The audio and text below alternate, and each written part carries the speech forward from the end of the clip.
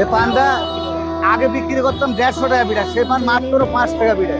তাহলে এই পাটে নিল 160 টাকা, এই পান বেচবো 160 টাকা, পাটেক দিতে হবে আমার 500 টাকা। তাহলে আমি খাবো কি, পাটেক দিব?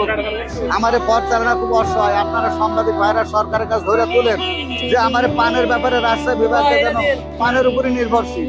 এটা একটা সুস্বাদু খাবার, ওষুধও তৈরি হয়, কিন্তু হঠাৎ করে কেন দাম কমে গেল? এই এই বিষয়টা সাংবাদিকেরা কেউ বলছে না, সরকারের কাছে কেউ ধরে তুলছে না। তা আপনার কাছে দাবি, আপনারা ধরে তুলবেন যে এত বড় বড় পান, সে পান কি করে আমরা 5 টাকা বিড়া বিক্রি করি? তাহলে চিন্তা করে, পাটের দাম দিতে হবে 500 আর পান বেচলাম 160 টাকা।